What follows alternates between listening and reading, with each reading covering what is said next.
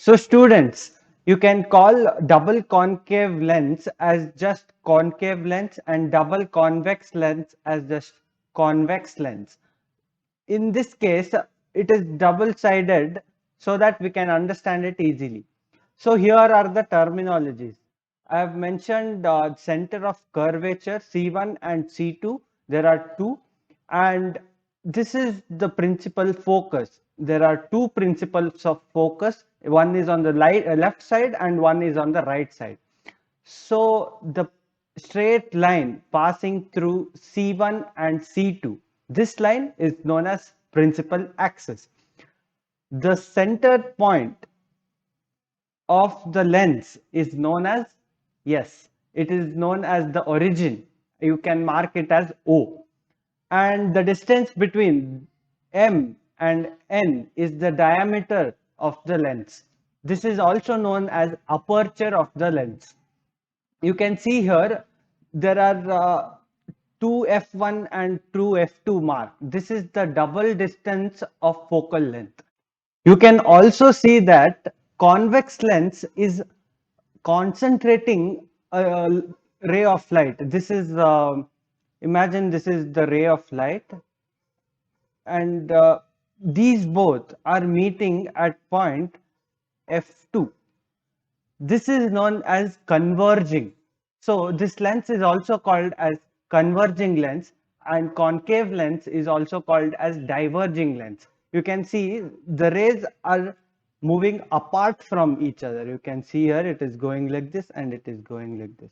But in this case, after refraction, it is meeting at one point. Students, just as we studied image formation by mirrors, will study image formation by lenses. So a ray of light from object parallel to the principal axis. This is the ray of light which is parallel to the principal axis. After refraction on a convex lens, it appears to, it meets and intersects with the principal focus on the other side of the lens. You can see here, it passes through the principal focus on the other side of the lens.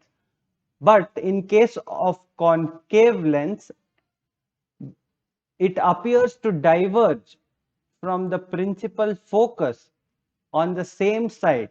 You can see this is on the other side, that is the right hand side. This is the left hand side. The incident ray is always hitting from the left if you have watched the first part. All right, this is the first rule. You can see here, this is the second one. A ray of light passing through the principal focus after refraction from a convex lens will emerge parallel to the principal axis. It will become parallel to the principal axis. In the same way, a ray of light appearing to meet the principal focus will become parallel upon refraction. You can remember these two and it will help you a lot. This is the third one, which is very easy.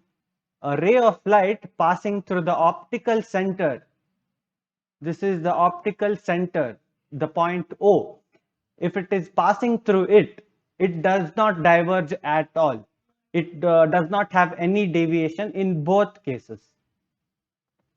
All right, these are the three rules. We can now use them to find out the position of the image. Register today at KLM Institute for free online classes, revisions, doubt clearance, private online and offline classes, Olympiad exams, and win prizes, scholarships, and much more. Let's try to find the image formation by convex lens first. Let us see if the object is at infinity, where is the image forming? You know that if the incident ray is parallel to the principal axis, it goes and passes through principal focus. And you also know if a ray of light is passing through the optical center, which is point O, it does not deviate. By these two rules, you can tell that the image formations happens at principal focus, that is f2 point here. And you can see the size of it. It is very small and diminished. Let's move on to the object. If it is beyond 2f, that is, I have told you already, it is twice the focal length. So if the object is beyond that, here is the object AB. You can see a ray passing from the object parallel to the principal axis.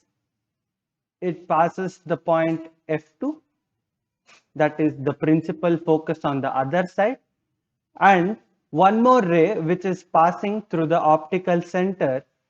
It does not deviate at all. So where they both intersect, here we can find the image that is inverted, but it is real, students. So students, these are the other cases. That is, we already solved if the position of the object is at infinity, if it is at beyond 2f. You can also try all of these. You can use any two of the ray diagrams that I have taught you and find the position of the image and relative size of the image. Here, the nature of the image, you can tell if it is real or virtual. So let us move on to the image formation by concave lens. In this case, we'll imagine object at infinity. So imagine the incident ray. It is parallel to the principal axis. It is appearing to be diverged from the principal focus according to the rule. So you can tell both of these are parallel and it appears to emerge from the principal focus on the same side. You can also use the third rule, which is very simple. If the incident ray passes through the point O, you can see here it is not diverging at all. So you can see here point F1 is where the image is, which is highly diminished and point sized. You can see here in the table, the position of the object is at infinity. Then the position of the image is at focus F1, which is on the same side. It is highly diminished and point sized, but it is virtual and erect. You can also try between infinity and optical center of the lens.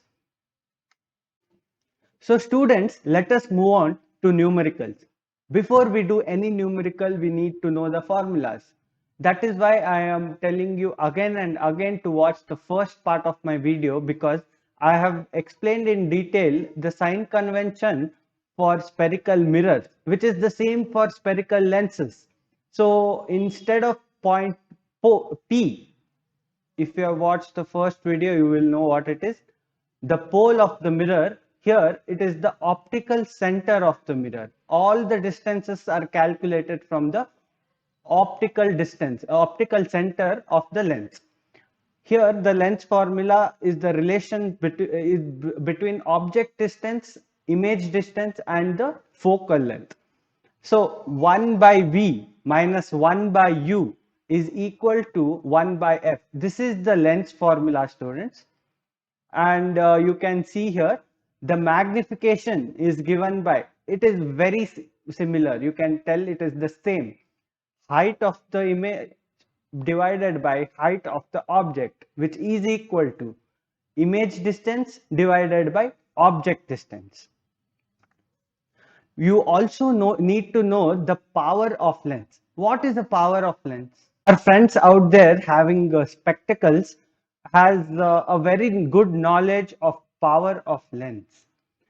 That is, it is an example as to how the concave and convex lens diverge or converge a particular image. If you want the image at this distance, then where to keep the object. This is known as the power of lens. It is inversely related to the focal length.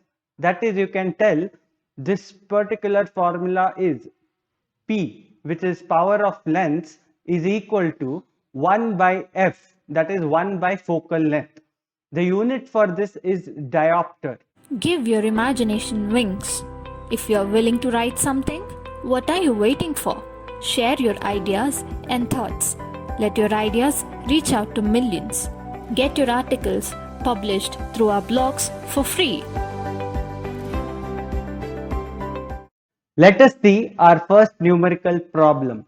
A concave lens has a focal length of 15 centimeter. At what distance should the object from the lens be placed so that it forms image at 10 centimeter from the lens? Also, find the magnification produced by the lens. First, we'll write down what is given here. Uh, as soon as you see the problem, you can't solve it if you don't know what is given. So f, that is focal length, is given minus 15 centimeter. These sign convention is very important, students, and we have to find out u. U is a question mark here. We know v, that is the image distance, that is equal to 10 centimeter.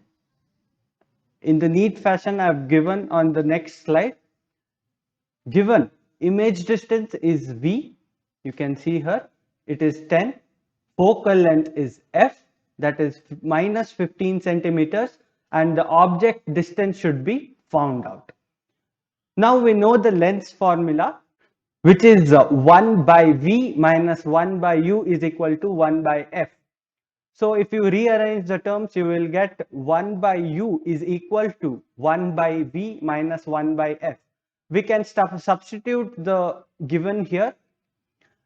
V is equal to minus 10, f is equal to minus 15, which gives us minus 1 by 10 plus 1 by 15. You can find out the LCM to be 30, and you can multiply the, you can simplify this equation to find out 1 by u is equal to 1 by minus 30. You can tell that u is equal to minus 30. Thus, the object distance is 30 centimeters. Now we have to find out the magnification, which is very easy because we know now the object distance and the image distance. So we will simplify. M is equal to v by u. We know v value and u value. Just substitute minus 10 centimeters divided by minus 30 centimeters. If you cancel this, it will become 1 by 3, which is approximately 0.33. The positive sign here indicates that the image is virtual and erect. The image is one third the size of the object. That was the numerical, and you can go through other numericals here. All these three can be solved by watching this particular video. So please try it at home. Thank you so much. Have a great day. If you have any doubts, you can comment down.